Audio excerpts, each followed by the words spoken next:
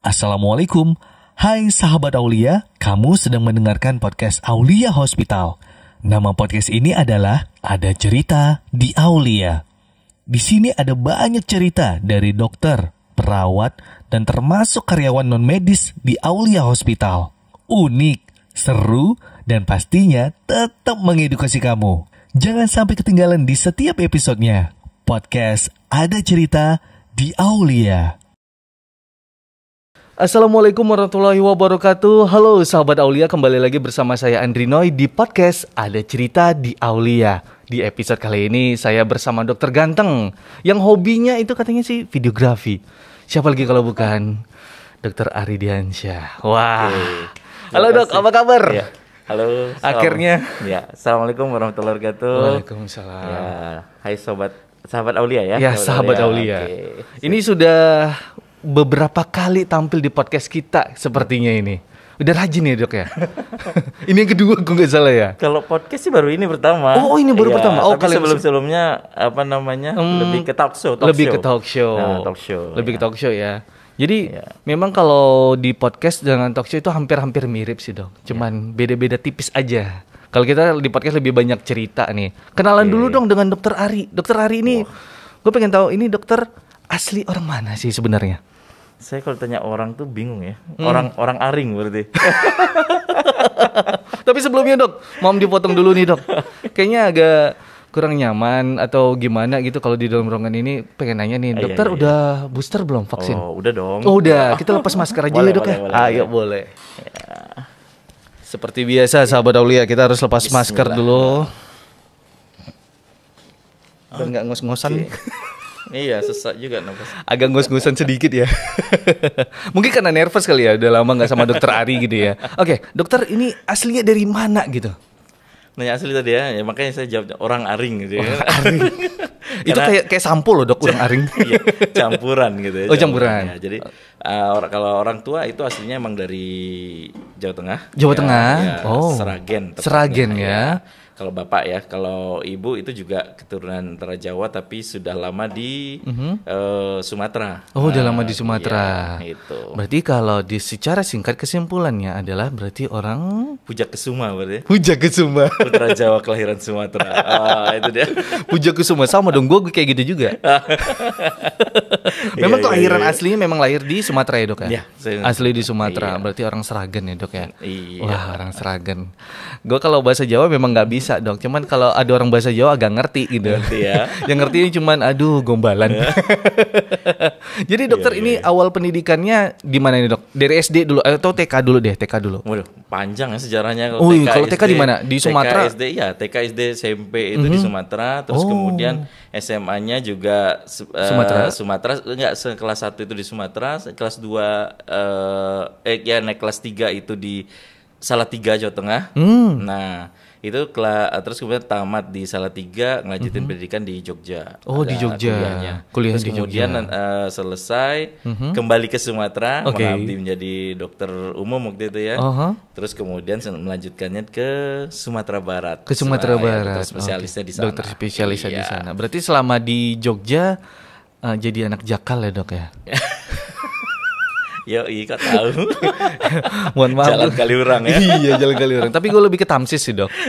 Lebih rajin di Tamsis. Karena nih waktu itu sempat anak Tamsis ya. Anak Tamsis. Tamsis banget deh pokoknya. Jadi kalau ngomongin tentang Jogja banyak deh.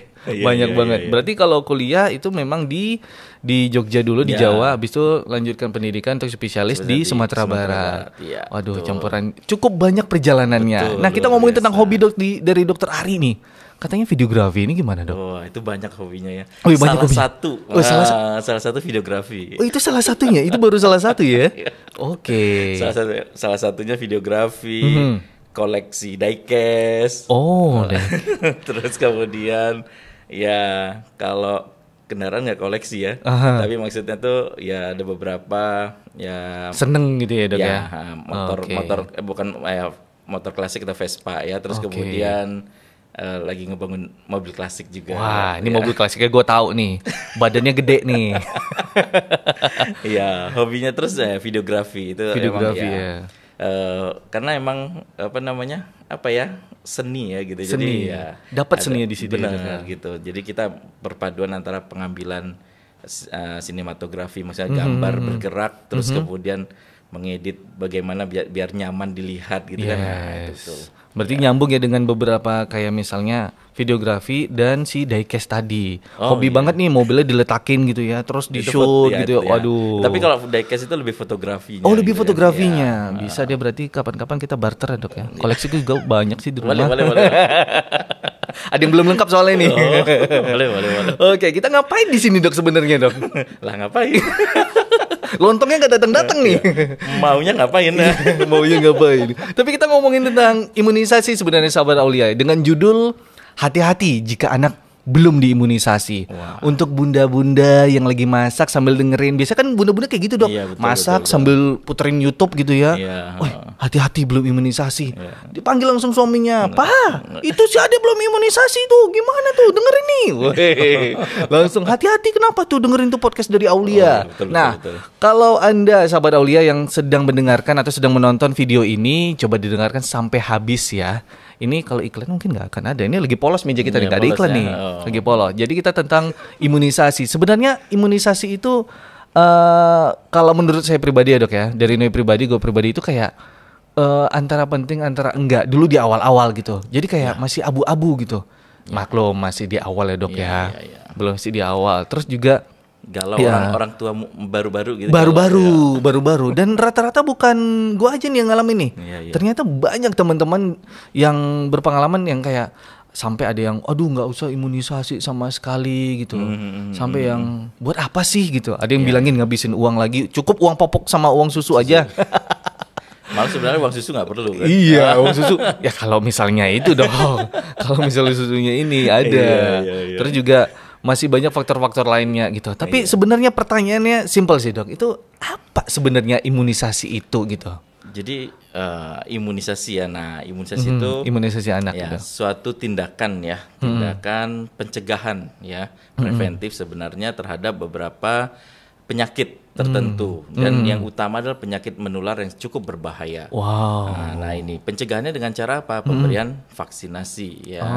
Nah yang vaksinasi itu di mana ada kuman-kuman atau virus yang telah dilemahkan ya atau dimatikan kemudian diberikan ke tubuh agar ada respon dari tubuh untuk mengenal si kuman atau virus yang berbahaya tadi. Jadi gitu. Ibarat nih, nah kalau kita lihat nih kan kalau itu mungkin pencernanya lama ya. Jadi kalau ibarat nih kita suatu negara lah gitu ya. Suatu negara nih tentu ada tentara kan. Nah, tentaranya mager atau latihan nih kan gitu. Suka rebahan. Suka rebahan. Nah kalau tentaranya suka rebahan, terus kemudian diserang nih, terus gimana? Pasti nggak bisa ngelawan kan? Gitu. Benar. Nah itu juga yang berlaku dengan tubuh kita. Jadi tubuh kita ini dilatih dengan cara ya diberikan vaksin atau imun, ya dengan imunisasi tadi, sehingga ada kuman, bakteri atau virus ya yang masuk ke tubuh dalam jumlah yang kecil, ya sehingga di tubuh ini sel-sel yang pembangun imun tadi, ibarat tentara tadi. Melihat, ini ancaman nih, akhirnya mereka menyerang gitu. Nah, kemudian nanti dengan menyerang, kemudian berlatih seperti itu, mereka ada sel memori namanya, mengingat. Jadi seandainya nanti memang suatu kejadian wabah atau apa yang berbahaya menyerang si anak atau orang tersebut, otomatis dalam tubuhnya udah ada tentara yang siap berperang. Udah siap berperang, kayak istilahnya udah dilatih abis-abisan gitu ya, Dok ya. Benar sekali. Luar biasa. Itu dia. Itu sudah masuk dengan pengertiannya dan tujuannya buat apa gitu ya, Dok. Betul. Memang luar biasa. Pencegahannya ya. Jadi ini ada takaran umurnya nggak sih, Dok? Kayak misalnya umur bayinya itu lebih dari umur yang dianjurkan gitu. Mungkin 3 tahun atau 2 tahun gitu. Apakah itu boleh diimunisasi gitu sesuai jadwalnya atau gimana gitu sebenarnya, Dok? Jadi sebenarnya program pemerintah ya, program pemerintah itu udah mengatur jadwal imunisasi. Nah, berdasarkan memang ya hasil dari penelitian ya yang justru udah lama ya, puluhan dan ratusan tahun mungkin untuk meneliti suatu penyakit imunisasi ini ya gitu ya.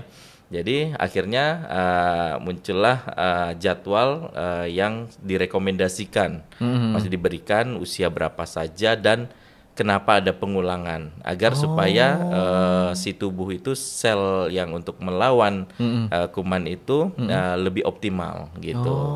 Nah, Gitu. seperti itu. Gitu. Berarti kalau misalnya dia lebih yang dianjurkan umurnya itu tidak masalah ya dok ya? Atau Jadi gimana? gini, jadi makanya kan ada rekomendasi usia, misalnya beberapa kayak ada hepatitis B gitu kan dari lahir, Nah, terus kemudian diulang usia 2 bulan, 4 bulan, 6 bulan, atau 2 bulan, 3 bulan, 4 bulan, terus kemudian ada polio ya, terus kemudian ada DPT untuk mencegah difteri pertussis tetanus. Nah itu juga 2 bulan, 3 bulan, 4 bulan gitu ya. Nah itu kan sesuai dengan jadwalnya. Tapi nah ini ada pertanyaan kan, kalau seandainya misalnya nggak sesuai nih, Iya, gitu nggak sesuai. kan. Nah itu yang jadi perhatian. Jadi alasannya sebenarnya kenapa jadi tidak diberikan misalnya itu. Jadi seandainya tidak diberikan, terus kemudian timbul kesadaran nih, misalnya si anak nih, dok, sebelumnya anak saya ini nggak pernah imunisasi nih, usianya udah 4 bulan misalnya 4 gitu bulan, kan. ya benar. Nah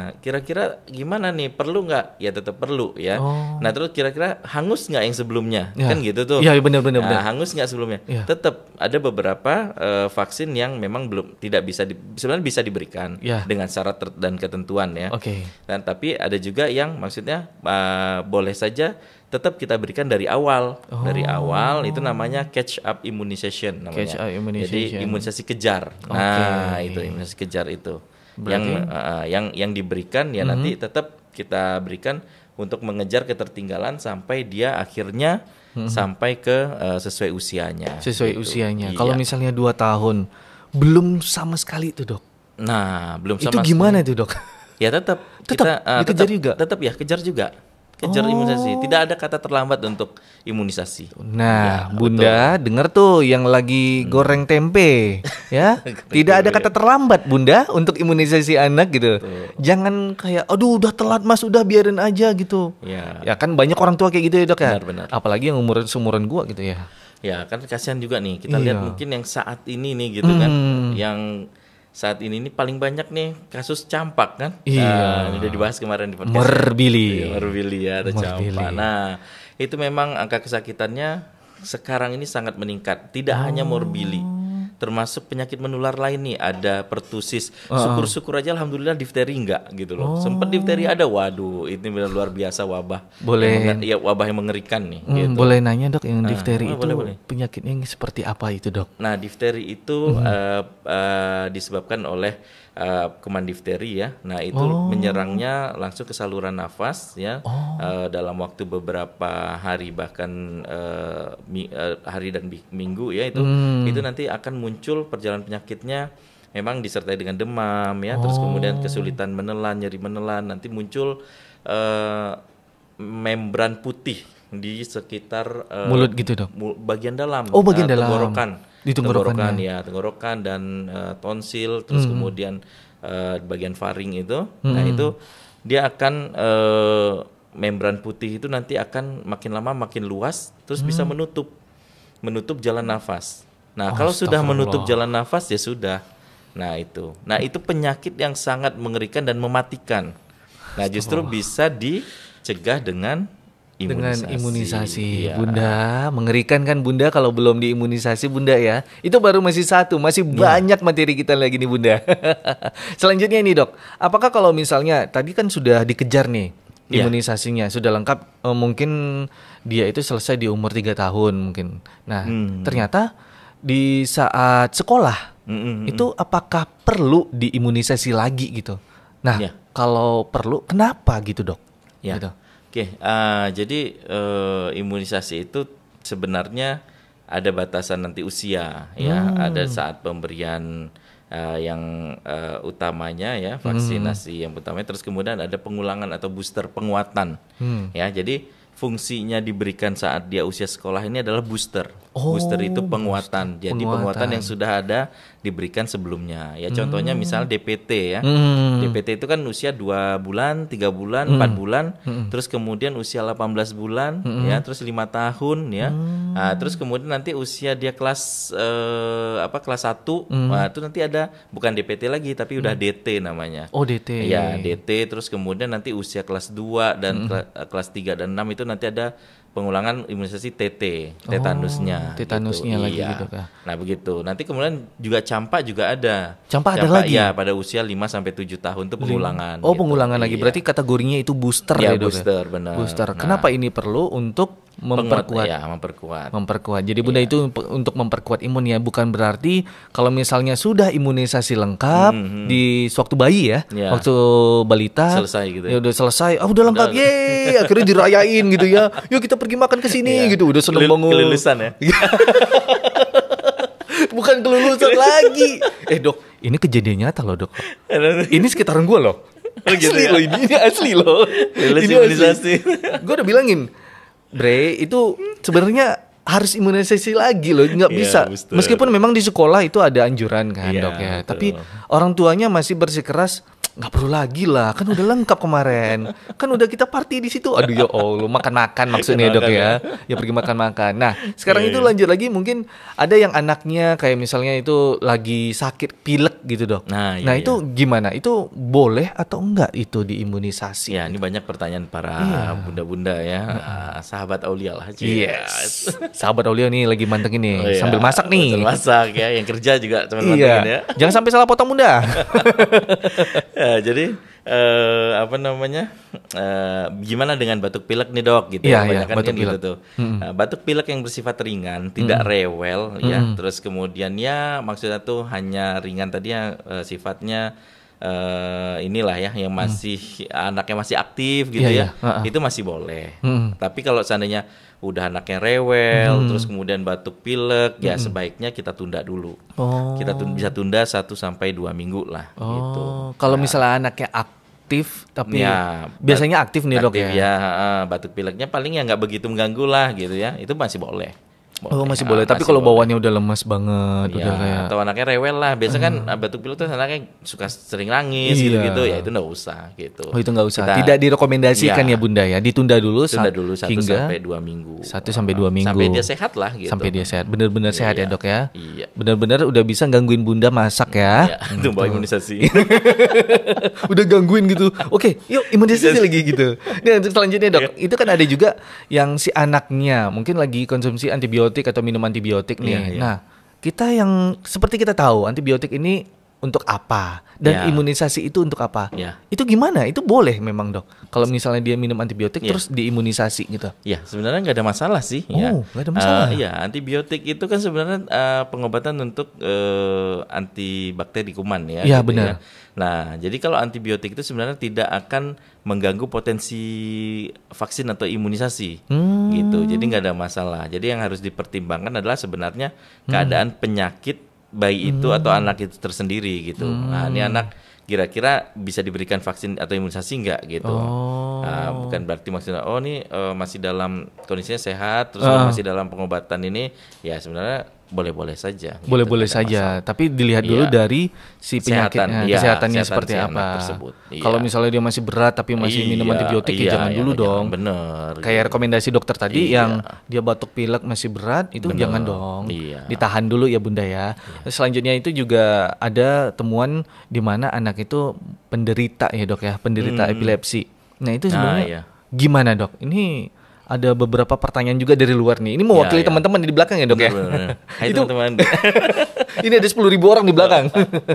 Itu boleh nggak sih diimunisasi gitu Dok? Ya, sebenarnya untuk misalnya epilepsi ya, yang stabil ya, terus kemudian ada beberapa epilepsi yang terkontrol ya, dengan misalnya terapi obat anti epilepsi terkontrol, itu sebenarnya nggak ada masalah. Ya, boleh-boleh saja ya. Ya bahkan dengan kejang pun, kejang demam ya, misalnya kejang demam. Kadang kan, anak saya nih kalau demam nih pasti kejang gitu Pasti ya. kejang. Nah, ini gimana dengan pemberian imunisasi yang kan ada imunisasi yang bisa menyebabkan demam nih kan Iya, gitu kan. benar. Kan kekhawatirannya di situ. Iya. Nanti anak saya diberikan imunisasi demam terus kejang dia. Iya, Nah, itu kan gimana, Dok? Nah, itu gitu ya. Jadi sebenarnya kita bisa mencegahnya supaya jangan terjadi demam. Oh. Ya, yaitu dengan cara pemberian obat demam, bisa itu sebelum atau sesaat sesudah ini ya, Sesudah imunisasi itu langsung diberikan boleh. Oh. Gitu untuk mencegah ya, paling 1-2 hari kita lihat sambil kita pantau anaknya demamnya bagaimana, ya terus kemudian diberikan dengan obat antipiretik atau penurun panas gitu ya, Itu dengan dosis yang tepat. Oke, gitu. itu penderita epilepsi ya dok ya? Ya, dengan misalnya dengan obat-obatan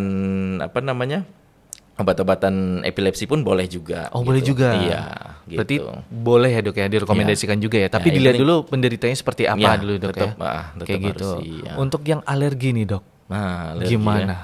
Nah, selama dia alerginya tidak berat, ya dalam arti ringan, boleh-boleh aja. Ini kan alergi ini kadang ada yang bentuknya bisa sering pilek di pagi hari, ya, atau dikatakan rinitis namanya ya. Nah itu nggak ada masalah. Terus kemudian dermatitis atau eksim, gatal-gatal gitu ya, nah, itu juga nggak ada masalah, ya. Itu masih boleh. Asma juga boleh gitu. Asma juga boleh. Ya, kecuali ada beberapa kondisi yang alergi yang hebat, misalnya alergi telur yang sampai yang sampai misalnya bibirnya membesar, terus kemudian ada mengi atau wheezing yang hebat begitu diberikan telur ya, terus kemudian sampai ke saluran nafasnya terasa tercekik gitu-gitu ya. Itu mengarahnya ke shock anafilaktik sebenarnya untuk terjadinya kasus yang berat ya. Nah itu yang sebenarnya kontraindikasi yang nggak boleh. Yang nggak boleh ya dok ya? Diberikan. Nah, jadi ada beberapa kondisi yang kalau alergi ringan atau apa sih boleh saja. Masih boleh ya dok ya? Masih boleh. Kalau misal kategorinya sudah berat bunda, mohon di hold dulu ya. Ya. Nah tentang imunisasi lagi nih dok, sebenarnya imunisasi itu kalau itu sejenis cairan ya dok ya? Ya, Jenis cairan. Kita kalau berbicara cairan itu ada kadaluarsanya, masa aktifnya gitu ya dok ya? Betul. Apa yang terjadi itu, apakah berbahaya gitu dok kalau misalnya itu akibat salah suntik? Misalnya itu vaksin atau imunisasinya itu dari yang cairan tadi itu kadaluarsa, itu apakah berbahaya gitu dok? Iya pastilah ya. Nah, jadi makanya setiap petugas kesehatan ya itu selalu memang melihat sebelum pemberian itu kan selalu melihat kondisi obat tersebut atau vaksin tersebut gitu ya. Pasti dilihat dulu ya. ya, Pasti dok, ya? dilihat expire-nya. Terus kemudian ada yang namanya VVM, vaksin vial monitor. Oh, gitu. Jadi vaksin vial monitor itu ada di di kemasan vaksin ya, itu seperti stiker bulat gitu ya, terus di bagian tengahnya berwarna Hologram gitu nggak sih dok? bukan hologram ya? Jadi dia bisa merubah perubahan warna, jadi gitu. Jadi yang bulat itu terus kemudian ada yang kotak ya, kotak itu tuh dia warnanya nanti bisa berubah. Jadi berubah ini dalam arti kalau dia kondisinya walaupun expire-nya masih lama, Ya. tapi ternyata warnanya udah berubah, Itu ya, tidak direkomendasikan. Itu tidak direkomendasikan. Wah. Gitu.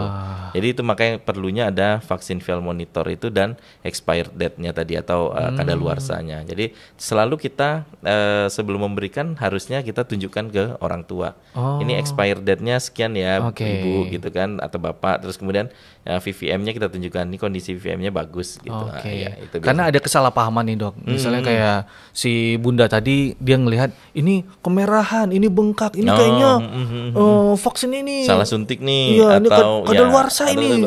Ini nggak bener, ini mungkin udah habis nih masanya nih. Ini yang kemarin atau tahun kemarin. Iya, Itu iya, gimana sebenarnya sih dok? Nah juga setelah ini Imunisasi bukan.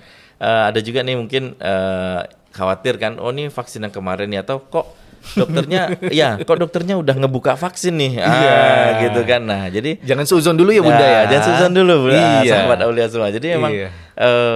sekali dibuka itu memang bisa tahan sampai 3 jam, minimal gitu ya. Jadi Minimal 3 jam. ya, jadi makanya pemberian vaksin itu memang ada waktunya, ada waktunya. Misalnya ya dibuka di hari itu, misalnya jam 10 ya sampai jam 12 atau jam 1 gitu kan. Jadi iya, memang benar. jadi ya pemberiannya itu, dan biasanya setelah dibuka itu memang ini kan ke misalnya di satu spet yang besar gitu ya. Jadi nanti tinggal dibagi-bagikan Tinggal gitu. dibagi-bagikan. Kalau memang satu vial tuh untuk 5 atau 10 orang anak gitu. Gitu. Jadi memang jadi bukan apa namanya? Bukan ini bukanya udah dari ini, tidak ya. Nah, seperti itu. Oke. Gitu. Karena memang juga pernah lihat sih Dok. Nah, juga kan pernah jadi tim vaksin ya. Ya. Jadi ngelihat di mana itu vialnya itu bisa dibuka kalau misalnya pasiennya udah standby Iya, dari benar. Oh, ternyata alasannya seperti itu. Iya. Bukan karena takutnya cepat habis atau gimana gitu ya. Enggak. Sempat bertanya-tanya kemarin. Ya, Ternyata itu jawabannya. Benar. Bahkan kalau misal ya pasiennya cuma 3, Ya. ya mau nggak mau ya memang 3 dipakai. Memang Sisanya 3 dibuang gitu. Sisanya dibuang loh Bunda. Iya, Bukan berarti dikip. disimpan lagi. Iya, kok dikip lagi untuk nasi goreng nggak mungkin, nggak akan mungkin Bunda. Nah ini kalau yang selanjutnya itu ada obat penurun panas tadi Dok. Ya, nah benar. itu sebenarnya memang boleh diberikan ya Dok ya? Boleh, iya. Boleh diberikan. Boleh. Nah, tetap boleh dan dianjurkan malah. Dianjurkan kalau untuk, sebelum- kalau untuk imunisasi yang menyebabkan demam. Ya salah satunya itu DPT ya. Ya DPT itu. Tapi DPT ini ada 2 juga loh. Oh ada 2. Ada yang DPAT namanya. Nah, DPAT ini yang aseluler tanpa demam. Jadi, tapi bukan berarti setiap penyuntikan yang DPAT itu terus kemudian anak tidak demam, tidak harus. Jadi dalam penelitiannya pun ya, yang saya baca itu 15% sampai 5% itu tetap bisa menyebabkan demam. Iya, cuman memang ya tidak semua kasus. Tidak Jadi, semua kasus ya.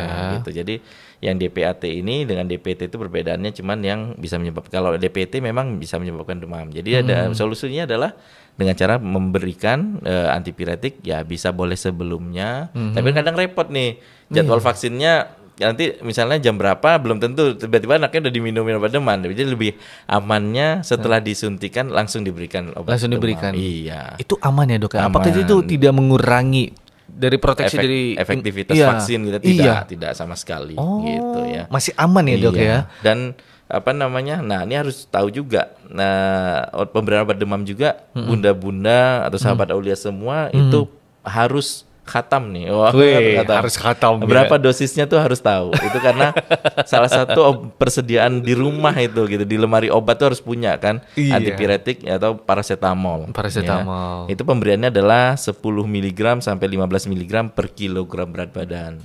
Nah, jadi kalau anaknya 10 kg berarti diberikan adalah ya 10 kali 10 atau 10 kali 15. Jadi range antara 100 mg sampai 150 mg sekali minum dosis. Sekali minum Ya, dosisnya. itu. Jadi nanti kita catat ya Bunda ya di sini ya untuk perkaliannya.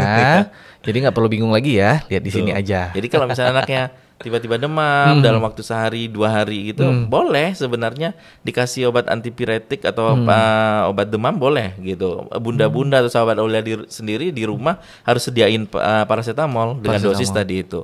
Nah, paracetamol pun banyak macamnya. Beragam. Ada yang sirup biasa, ada yang sirup forte gitu ya, ada yang drop. Nah, itu juga harus dipahami juga. Yang drop itu kandungannya berapa miligram per servingnya, per pemberiannya. Biasanya 100 miligram per 1 mililiter. Kalau yang drop. Kalau yang drop ya Dok ya. Tapi itu biasanya ada sih di tulisan di kemasannya ya. Sudah ada Ya. buku petunjuk ya. Terus Dok, ya? kemudian yang sirup itu 120 miligram per 5 mililiter. Terus kemudian kalau yang forte itu baru 250 miligram per 5 mililiter. Per 5 Nah, jadi itu gampang. Jadi sangat gampang dan sangat mudah ya. Jadi benar-benar di rumah harus boleh sediakan itu dan dihitung. Nah, yang intinya sebenarnya timbangan di rumah harus ada. Gitu. Intinya timbangan ya. Iya. Bukan timbangan kue ya Bunda ya. Bukan yang bukan yang sebelah itu, bukan yang warna orange, bukan. Kan biasanya warna orange ya dulu Timbangan kayak. tepung ya. Disebutin lagi kan emang iya kebanyakan kayak gitu.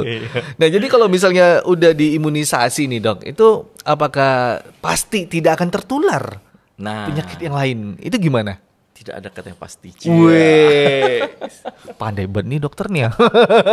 Ya, jadi sebenarnya apa namanya, imunisasi itu bukan juga jaminan tidak tertular penyakit, tidak. Iya. Gitu. Tetap bisa. Tetap bisa. Namun ada tapinya nih. Tapi apa? Tapi penyakitnya menjadi lebih ringan. Oh. Gitu. Kayak kasus kemarin nih, beberapa kan banyak juga nih campak nih. Iya. Yang dirawat ya, memang luar biasa nih, campak nih emang lagi wabah nih ya. Jadi beberapa ada yang sifatnya ringan saja, cuman demam, cuman ruam aja sedikit. Ya memang rata-rata ditanya terus kemudian ada beberapa yang datang dengan batuk, pilek, terus sedikit sesak nafas gitu ya. Nah, itu berarti udah tanda-tanda pneumonia atau radang paru ya. Radang paru udah berarti itu salah satu komplikasi dari campak. Ya mungkin kemarin udah dikupas tuntas. Sudah dikupas tuntas banget ya. Jadi itu di anamnesis ditanyakan kepada orang tuanya, rata-rata yang kondisi-kondisi berat yang disertai dengan pneumonia, terus kemudian disertai dengan diare ya. Nah, itu rata-rata mereka tidak pernah divaksin anaknya. Gitu. Oke. Nah, seperti itu. Jadi ya hati-hati Bunda. Ya, hati-hati Bunda gitu ya. Harus diimunisasi. Jadi ya salah satunya adalah mencegah.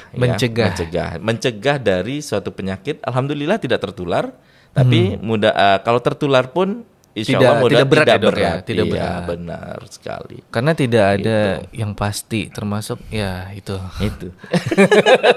Gak usah berjelas. Nah, jadi kalau misalnya nih Dok, ada bayi yang itu udah pernah kena campak, pernah kena rubella juga. Iya. Terus juga boleh sebenarnya nggak sih diimunisasi dengan penyakit-penyakit tersebut gitu? Atau campak lagi gitu ya. Ya, boleh banget gitu. Malah justru tetap dianjurkan walaupun dianjurkan. Iya, walaupun udah pernah. Jadi gini, rata-rata juga campak, rubella itu menunjukkan gejala klinis yang hampir sama gitu loh. Demam, terus kemudian ruam gitu ya. Nah, cuman yang bisa memastikan siapa nggak ada gitu. Kadang nanti dibawa ke dokter, oh iya ini bisa campak, bisa rubella gitu. Jadi nggak ada yang bisa pastikan. Jadi seandainya memang kalau benar campak nih. Iya, benar. Kalau ternyata rubella tapi ternyata si anak belum pernah kena campak, ya bagusnya tetap divaksin kan. Tetap gitu. divaksin, harus ya. Gitu. Oke. Jadi memang pemberian vaksin ini memang atau imunisasi penting sekali Bunda. Jadi tidak bisa diremehkan. Apa perbedaannya Dok? Imunisasi yang tadi ada yang suntik ya? Ada yang suntik. Nah, sebentar. Saya mau nyampaikan juga yang tadi campak dengan rubella ya. Campak rubellanya. Rubella ini kan memang kalau pada anak ya kayak hampir-hampir campak ininya ya. Hampir mirip dia Dok. Ya, hampir mirip. Tetapi yang membahayakan justru untuk kepada ibu hamil nih. Gitu. Wah, kenapa nih Dok? Ya jadi seandainya nih misalnya anak-anak kecil nih banyak yang kena rubella gitu terus kemudian dekat dengan ibu-ibu hamil gitu ya. Nah, itu bahayanya adalah bisa menularkan rubella ke ibu hamil walaupun ibu hamilnya mungkin cuma sekedar demam aja atau malah tanpa gejala, tapi untuk janin yang berbahaya. Untuk janinnya. Rubella ini yang bisa menyebabkan gangguan pertumbuhan pada janin. Ada namanya sindrom rubella kongenital. Oke. Nah, seperti ini lebih berbahaya daripada COVID-19, Dok. Nah, itu memang jadi memang tidak bisa diketahui dari pemeriksaan USG tiba-tiba lahir anaknya nanti bisa saja ada katarak kongenitalnya.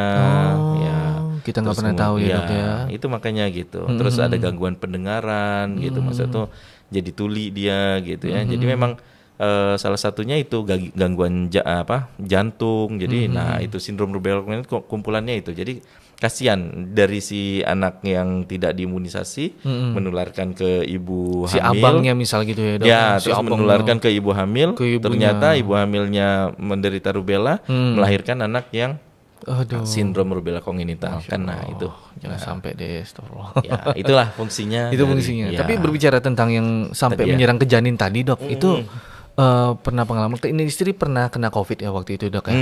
Dan itu kondisi lagi hamil sekitar umur berapa itu ya? 6 bulan atau 5 bulan gitu.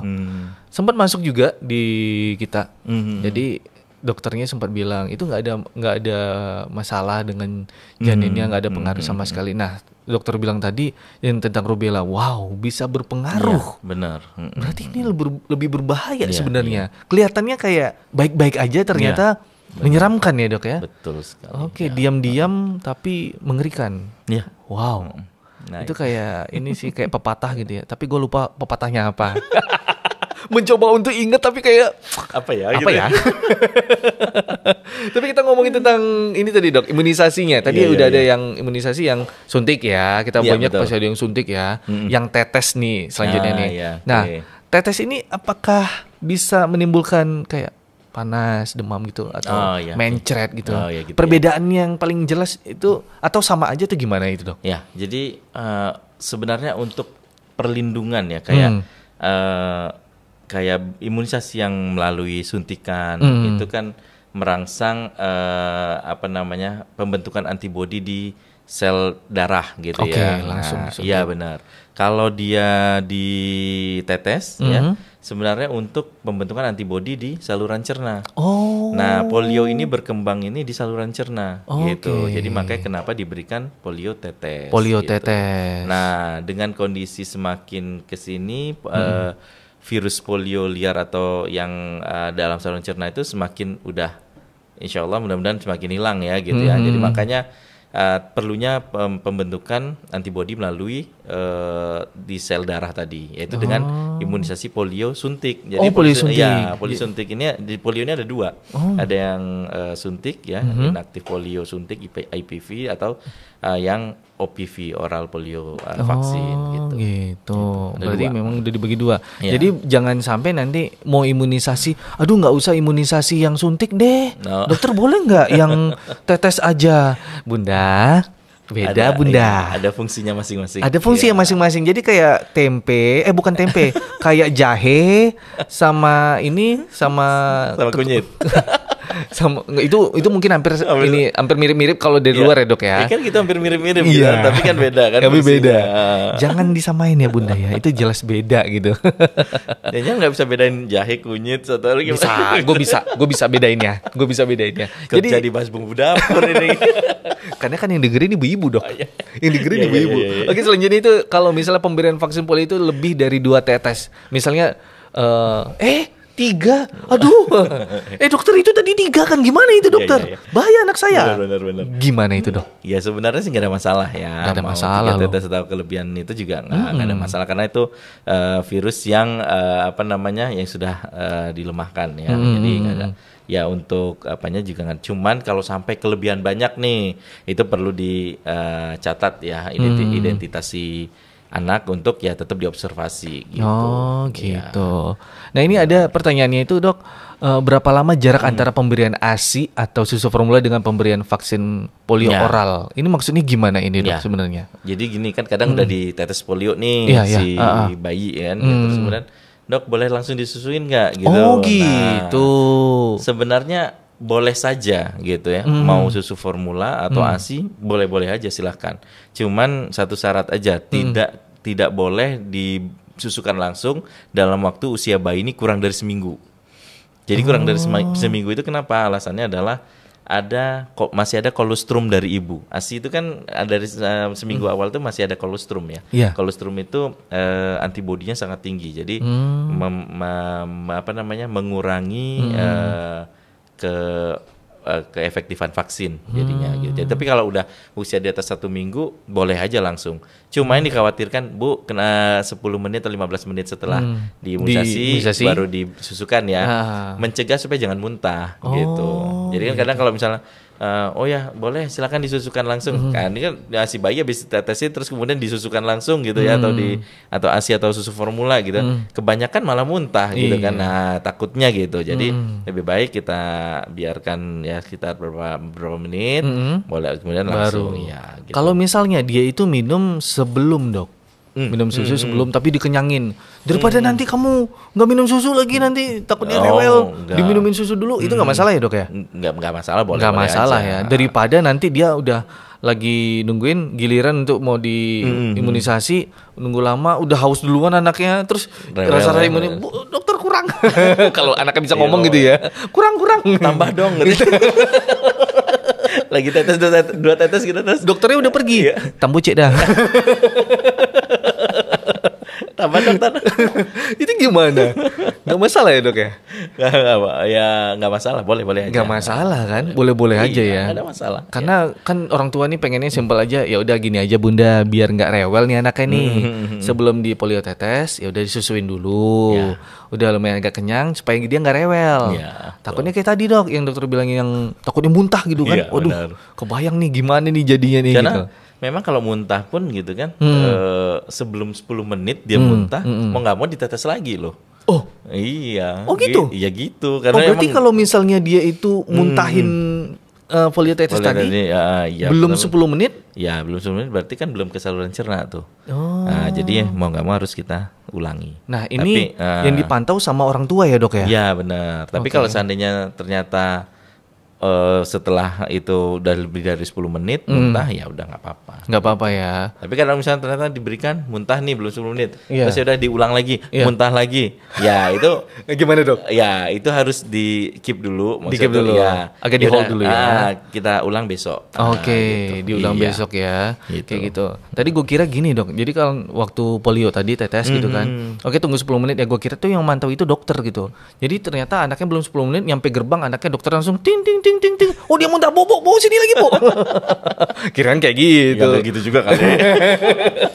Berarti si emaknya memang harus perhatiin ya itu anaknya gitu. Meskipun sama apa sih bahasanya ya, sama babysitter ya. Iya, pengasuh. Iya, sama pengasuh itu meskipun harus dipantau ya Bunda ya. Jangan diabaikan aja. Untuk mungkin yang pengasuhnya juga ini dapat pelajaran juga. Coba lihat dulu, mungkin belum 10 menit dia udah muntah, coba datangkan aja lagi gitu. Betul. Nah, ini ada lagi yang namanya ini dok. Imunisasi atau vaksin hepatitis B gitu. Itu apakah bisa timbul panas atau bengkak gitu dok? Ya, jadi sebenarnya apapun suntikan vaksin atau imunisasi ya, rata-rata yang disuntik mau itu hepatitis B, DPT, HIV gitu-gitu ya, itu memang punya reaksi, salah satunya bisa ya nyeri tempat penyuntikan, bisa bengkak, ya terus kemudian bisa panas ya, bisa memerah gitu itu salah satu dari ya reaksi atau efeknya gitu.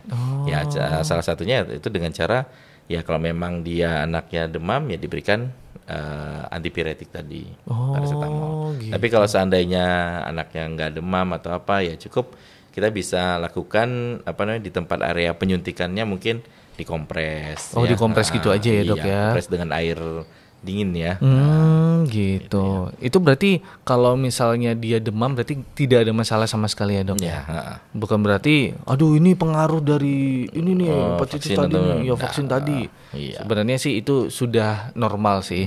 Sudah ada efeknya gitu ya dok ya. Nah setelah ada namanya suntikan dari BCG nih dok. Terus mengapa sebulan kemudian itu timbul kayak bisul? Gue juga kalau ngeliatin anak gue tuh, dia bisulan nih mah. Iya. Terus tuh, jangan sampai jadi kayak koreng gitu dong. Iya benar. Jadi kayak koreng. Itu apakah ini salah suntik atau gimana sih dokter ini? Mama langsung emosi nih. Iya, jelek jadi anak gue nih. Tuntut langsung. Somasi. Gimana dok sebenarnya? Jadi memang justru itu reaksi yang bagus gitu. Wow. Iya. Bunda, reaksi yang bagus loh Bunda. Iya, dari imunisasi BCG itu gitu.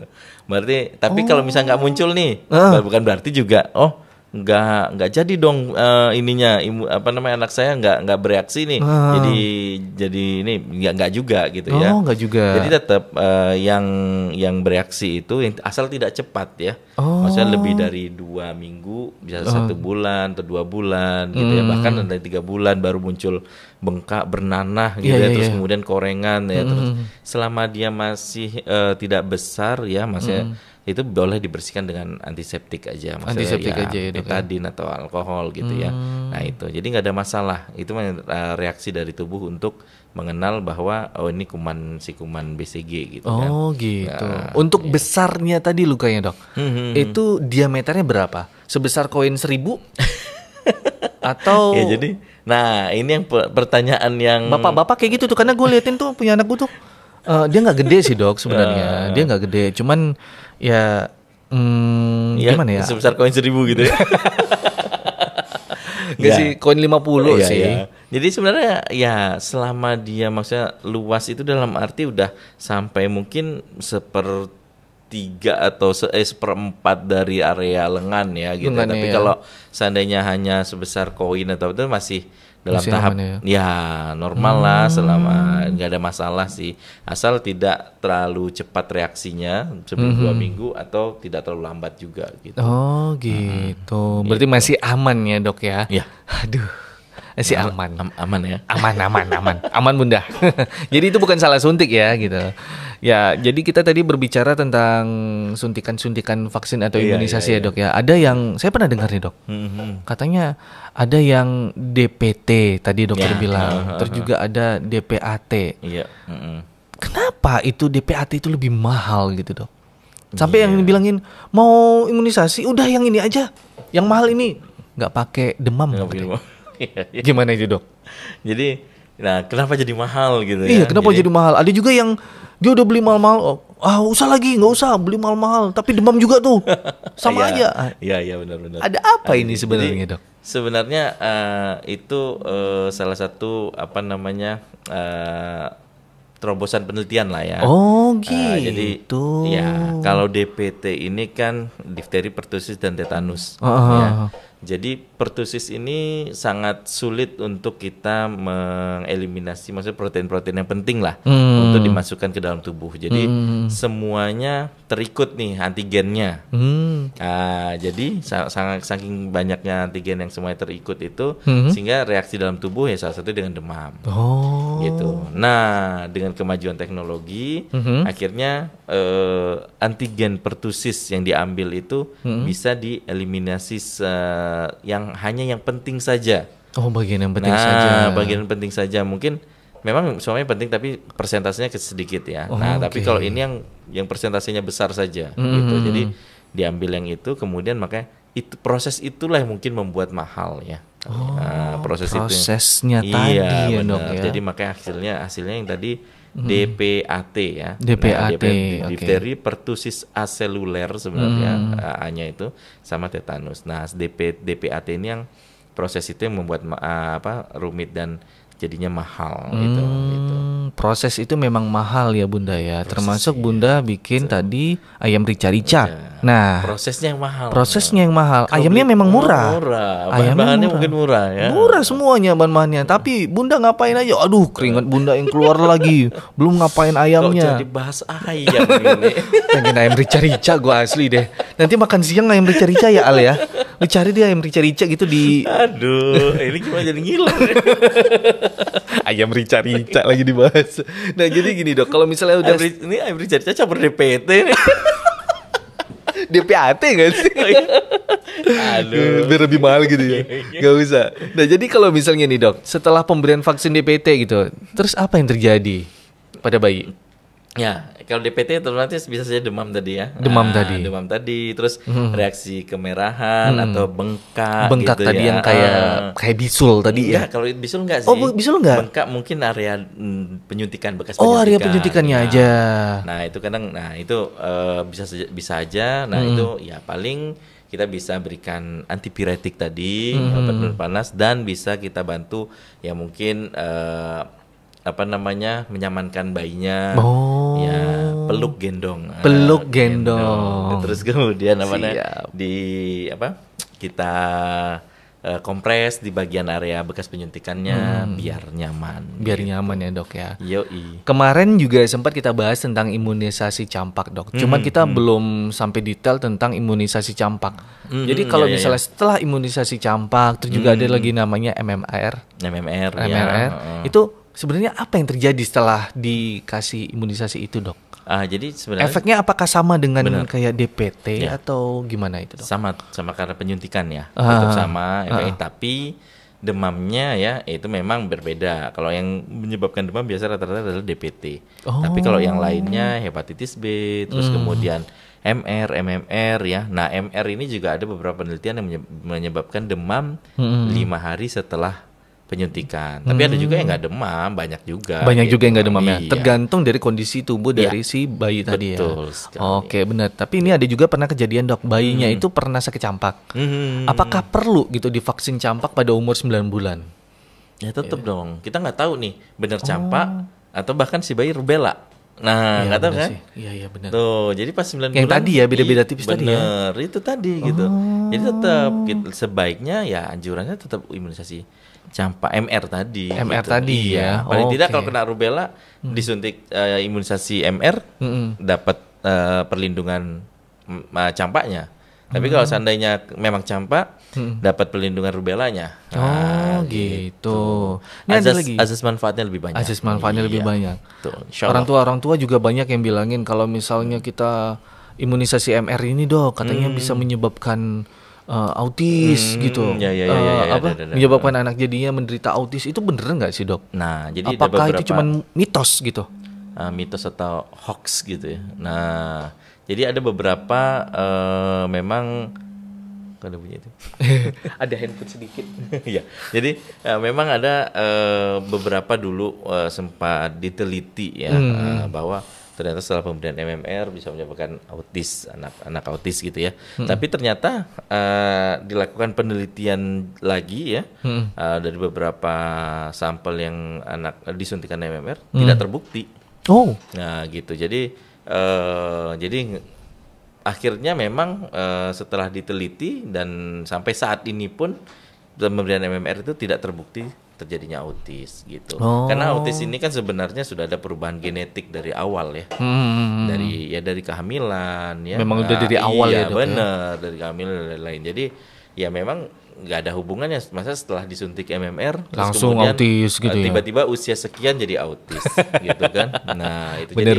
ya nggak logika juga karena memang beberapa perubahan anak autis atau anak kelainan perkembangan dan lain-lain biasanya memang sudah ada faktor kerusakan genetikanya.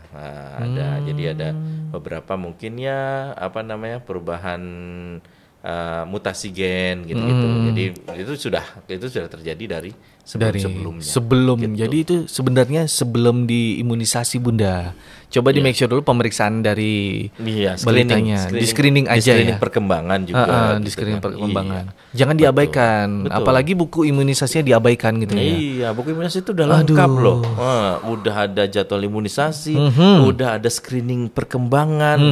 Setiap usia berapa, 3 bulan dan 6 bulan dan itu sudah ada tuh checklistnya. Si anak harus sudah bisa ini. Nah, kalau ada 1 atau 2 belum bisa itu, nah segera konsultasikan ke dokter. Itu buku imunisasinya, buku itu tuh udah buku penting lengkap. itu. Iya. Buku paket komplit itu. Iya, benar. Jangan dijadiin tempat gorengan, Bunda. Jangan jadiin bungkus kacang. Bungkus kacang ya, gue nggak mau sampai bungkus kacang loh dok, cuman gorengan doang nih. Terus juga kalau misalnya nih anaknya dia itu sebenarnya lagi flu dok gitu, terus jadi kena influenza lah ya. Terus juga setelah mendapatkan vaksin atau imunisasi dari influenza itu, apakah anak tidak akan batuk atau pilek lagi dok? Belum tentu. Jadi kayak langsung biasanya disuntik ya? Iya, disuntik, seger lagi mah, main lagi gitu.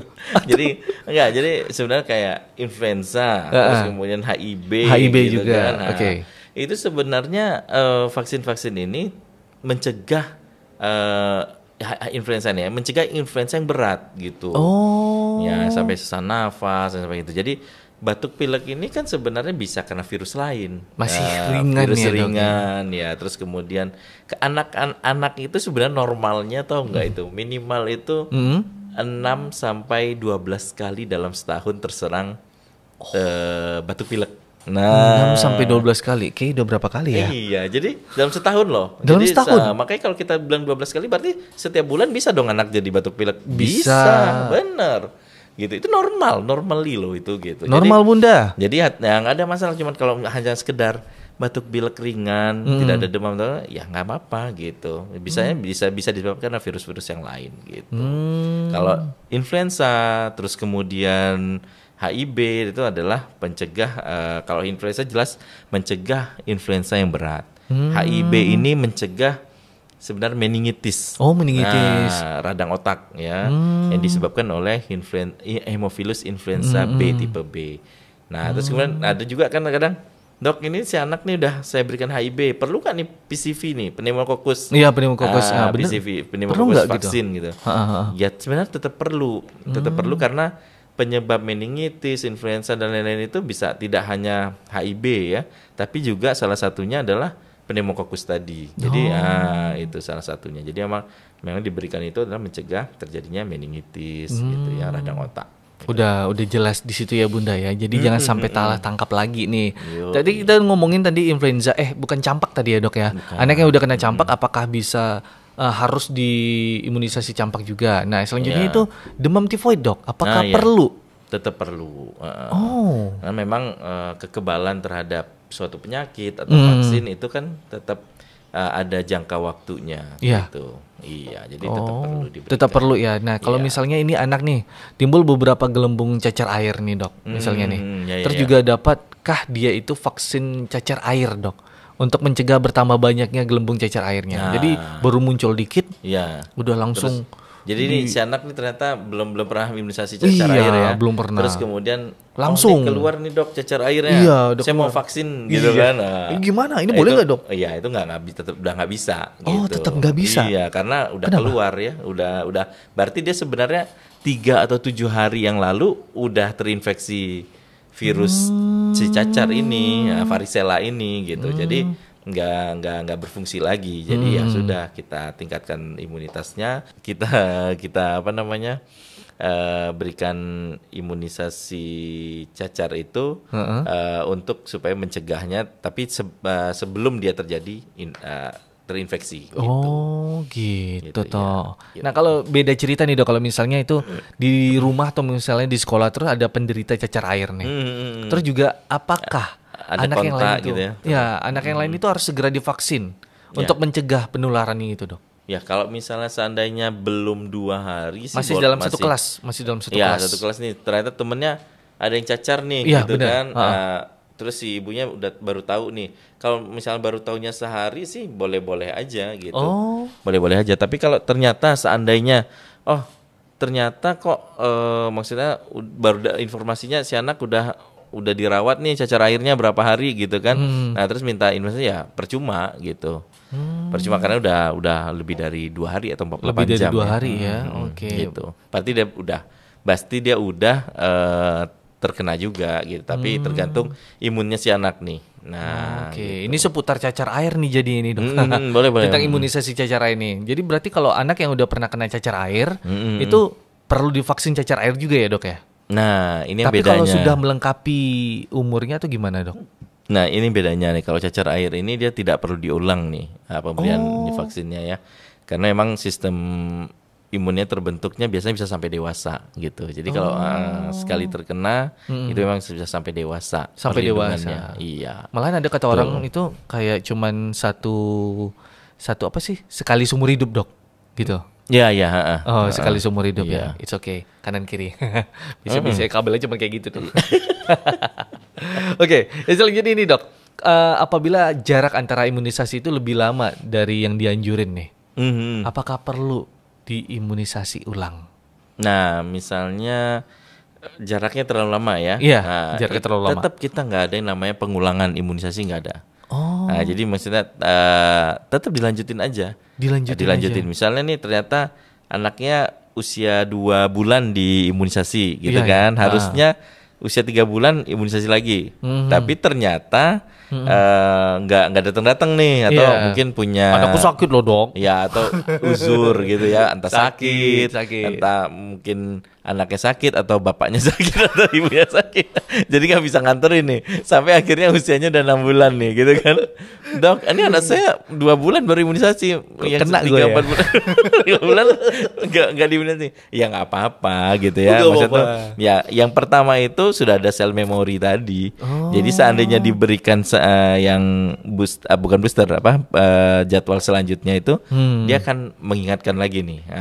Mengingatkan lagi, jadi nanti berikan lagi sesuai dengan jadwalnya itu akan tambah optimal gitu. Tambah optimal. Berarti kalau di pemberian imunisasi itu secara jenisnya berbeda-beda ini dok. Secara langsung gitu. Misalnya beberapa jenis sekaligus. Nah, sekaligus ya. Itu nggak masalah gitu dok. Jadi kalau misalnya diberikan disuntik gitu ya, misalnya ini DPT terus kemudian sama polio suntik gitu-gitu kan. Itu boleh-boleh aja, nggak ada masalah gitu. Keefektifannya juga nggak terganggu, cuman ya memang si anak jadi banyak tempat suntikan ya, tapi nggak masalah gitu. Iya. Kayak kemarin gitu. Ya. Kanan kiri ya. Kanan kiri. Di paha ya. Di paha kiri kanan gitu. Ya itu bunda jangan ditunda-tunda ya untuk imunisasinya. Kalau misalnya anaknya sakit mungkin nggak apa-apa. Ya ini curhatan gue banget nih jadi. Kena banget, gue udah pandai banget kenain orang ya. Terus juga ada beberapa dokter nih itu nyuntikin vaksin atau imunisasi itu yang di tempat yang berbeda walaupun vaksinnya sama. Sama ya. Jadi gimana itu dok? Apakah ada perbedaan kekebalan? Selama metode penyuntikannya sama, dalam arti misalnya ya pemberian subkutan ya, subkutan itu yang di di antara kulit ya, atau intrakutan di dalam kulitnya, atau ada intramuskuler IM ya. Selama cara pemberian suntikannya sama, mau itu di paha atau di lengan kiri, itu nggak ada masalah. Oh, nggak ada masalah. Misalnya subkutan nih campak gitu kan, terus kemudian ada yang diberikan di lengan, ada yang dokter yang diberikan di paha, ya nggak apa-apa, masih tetap yang penting sama cara penyuntikannya, nggak ada masalah. Itu biasanya sih obrolan ibu-ibu sih dok. Iya, di ini warung. Anakku di sini loh disuntik. Anak aku di sini loh sembuh loh, langsung dia jeng katanya. Waduh. Kepicu dong istri gua tuh. Sorry mah, iya juga, maaf ya. nggak maksud. Anakku di kemarin dipakiri loh gitu. Ini anakku di paha kanan gitu. Karena aku sebelah kanan, jadi minta dokternya sebelah kanan aja. Untung ibunya kayak gini kan. Kalau saya ibunya di sini. Waduh bahaya itu. Langsung nggak mau bapaknya. Nggak bisa ini. Aduh bahaya itu. Oke, selanjutnya ini dok. Mungkin ada jika pada imunisasi terdahulu timbul ada kayak misalnya pasca imunisasi. Nah, bagaimana dengan jadwal imunisasi selanjutnya gitu dok? Itu namanya kejadian ikutan pasca imunisasi atau KIPI ya. Nah, KIPI. Salah satunya demam itu juga salah satu KIPI. Terus itu KIPI-nya merah ya. Merah itu juga bekas suntikan itu juga salah satu KIPI. Termasuk yang kayak tanda bisul gitu juga. Itu nggak ada masalah sebenarnya. Itu ya tetap diawasi ya, kalau memang tidak berat sampai misalnya alergi tadi yang berat itu ya itu nggak ada masalah. Tapi kalau memang ternyata alergi anaknya sampai timbul merah-merah banyak, terus kemudian sampai bengkak bibirnya, terus sampai sesak nafas, nah itu yang kita harus pastikan benar-benar ini harus kita observasi dan sebaiknya tidak diberikan lagi. Gitu. Tidak diberikan lagi ya dok. Nah, ngomongin tentang KIPI, untuk mengurangi KIPI katanya bisa dikurangi dosisnya dari imunisasi tadi. Itu gimana dok? Setengah aja, diseplit aja. Setengah aja, seperempat aja gitu. Seperempat aja. Mau disuntikin, saya paham. Saya orang ini kesehatan. Orang medis itu ya. Saya orang medis. Gimana? Tetap nggak boleh. Ya, tetap nggak boleh. Iya betul. Tetap nggak boleh. Tetap nggak boleh. Tetap harus diberikan sesuai dosis. Tapi kalau memang ada ini ya kita observasi dan kita awasi dan tidak kita berikan. Kalau ada kontraindikasi. Kalau ada kontraindikasi betul. Ya. Lumayan cukup banyak dari beberapa pertanyaan tadi, penjelasan tadi ya dok ya. Ada beberapa pertanyaan nih dok dari sebenarnya sih pertanyaan pribadi juga sih. Mumpung ada dokternya nih. Sahabat Aulia sudah diwakilkan nih. Ada beberapa pertanyaannya. Iya. Ini tadi, jika anak imunisasi lengkap dari bayi, apakah nanti di sekolah dasar tetap diimunisasi? Ya, itu tadi dah ya. Jadi kalau tetap DPT ya, usia 5 tahun itu nanti DT ya. Terus kemudian nanti campaknya bisa di kelas 1, kelas 2 atau kelas 3 gitu. Nah, itu ada ulangannya. Tetap. Berarti tetap ya, Dok ya? Tetap. Itu tetap ya, Bunda ya, meskipun sudah lengkap. Ya. Kemarin tuh ada beberapa di beberapa sekolah ya. Salah satunya memang sekolah ada yang pemberian imunisasi campak tuh gitu, ada di sekolah. Ada yang telepon saya, dok, ini anak saya mau diimunisasi campak di sekolah, boleh nggak? Ya udah boleh, bagus saya bilang gitu. Bagus dong, dikasih booster dong. Iya benar, gitu. Apalagi sekarang lagi musim campak. Ya benar, akhirnya disuntikan, alhamdulillah anaknya sehat gitu. Teman-teman yang nggak suntik ada juga yang kena campak gitu. Oh gitu. Untung nggak ngeres kan? Tapi saya udah ini dok, anak saya udah graduation nih dok. Iya. Maksudnya graduation itu udah imunisasinya udah lengkap.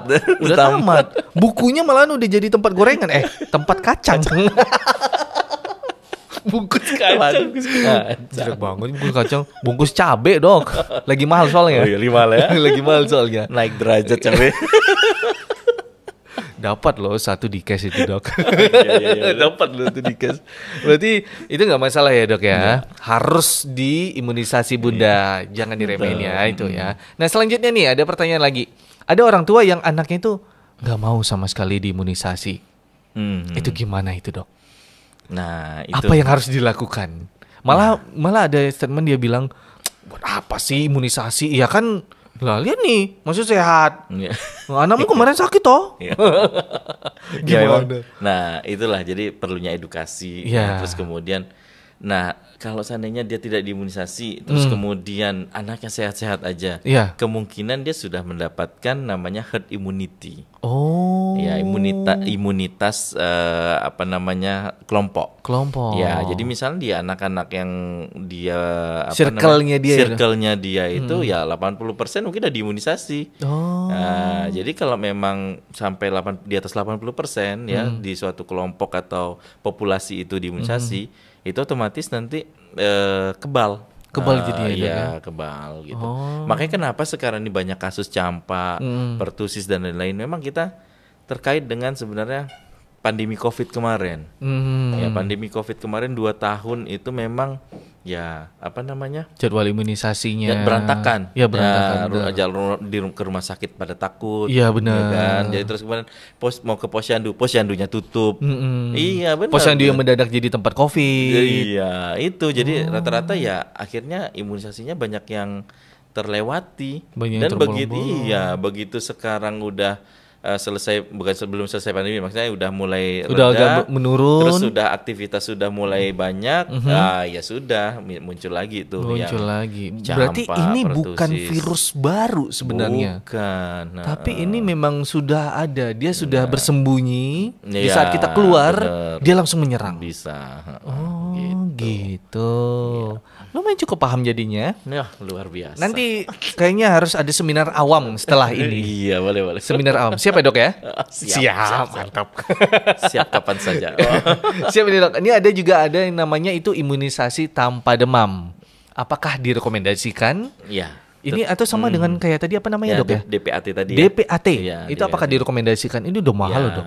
Oh, jelas. Karena tadi prosesnya kan. Prosesnya tadi. Ya tetap tergantung pilihan kepada bunda-bunda. Oke, bunda.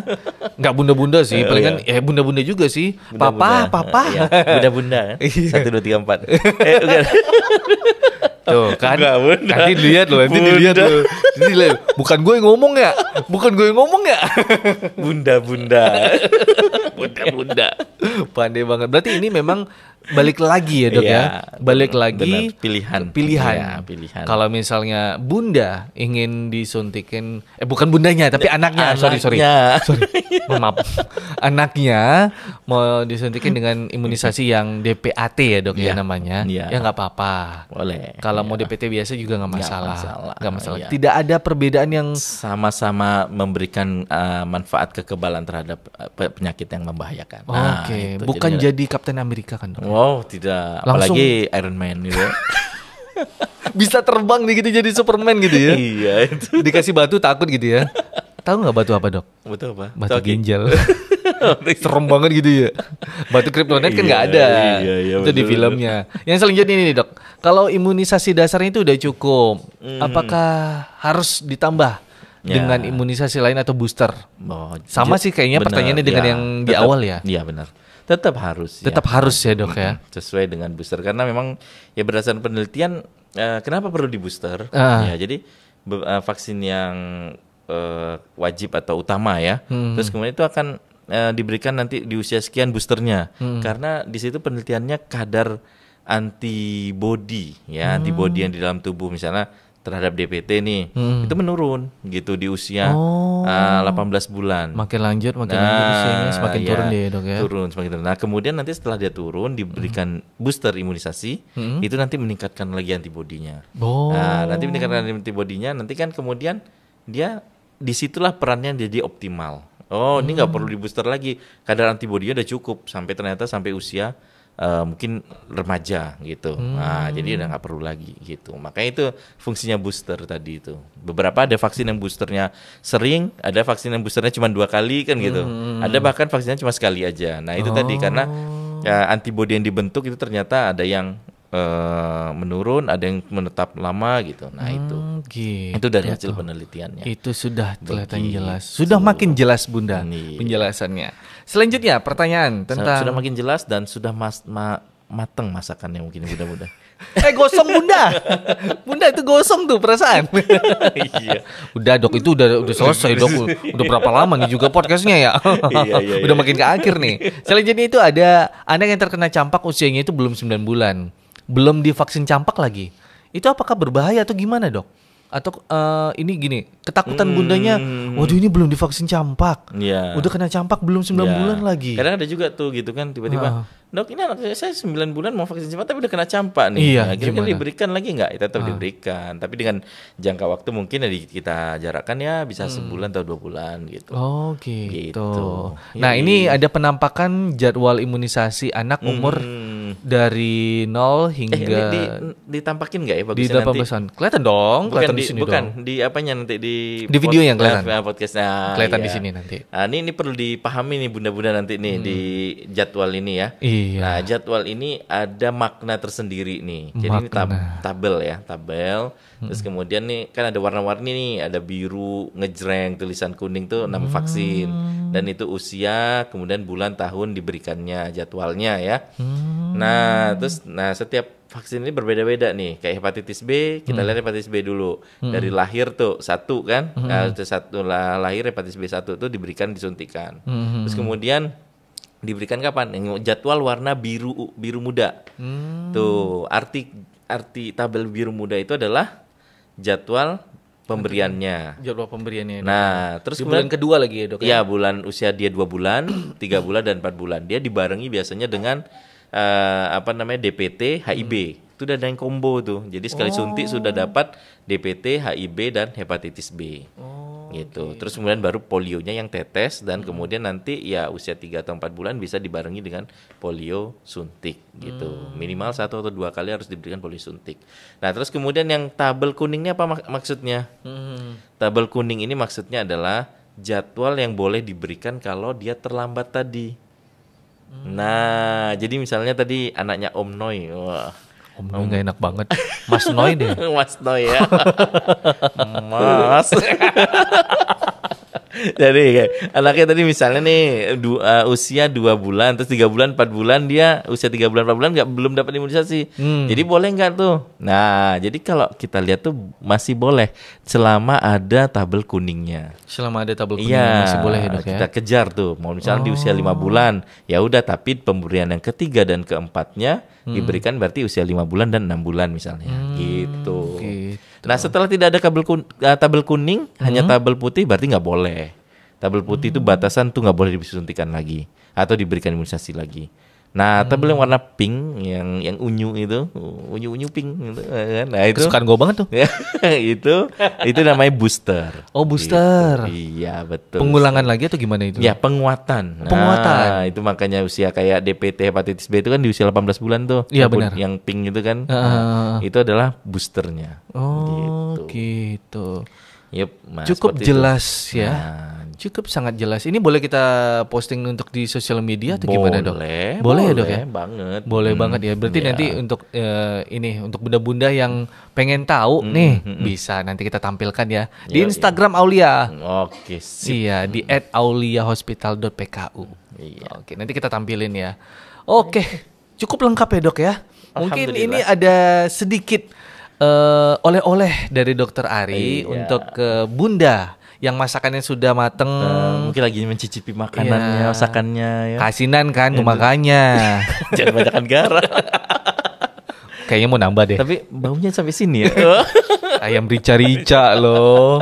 Ayam rica-rica. Oke. Boleh quotes dari Dokter Ari nih untuk bunda-bunda di rumah yang lagi mengasuh balitanya. Buat bunda-bunda dan sahabat Aulia semua ya, pastikan untuk Ananda kita semua ya dapatkan imunisasi ya, karena imunisasi itu penting mencegah penyakit-penyakit yang berat ya. Jadi preventif atau pencegahan ya. Jadi silakan untuk melakukan pemberian imunisasi pada anaknya ya, karena kita lihat sekarang ini memang lagi marak dan mewabahnya penyakit-penyakit yang harusnya sudah bisa ditekan dengan imunisasi ya. Jadi sekarang ini makanya mulai ini lagi karena cakupan imunisasi juga menurun gitu ya. Jadi diharapkan mudah-mudahan dengan podcast ini ya tercerahkan dan mudah-mudahan juga menjadi motivasi lah ya untuk bisa memberikan yang terbaik untuk Ananda dan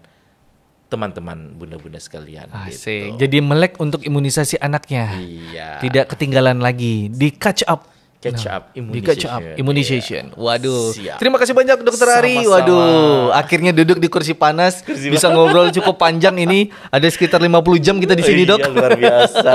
Luar biasa, terima kasih Sampai banyak. lapar gitu. Ayam rica-rica.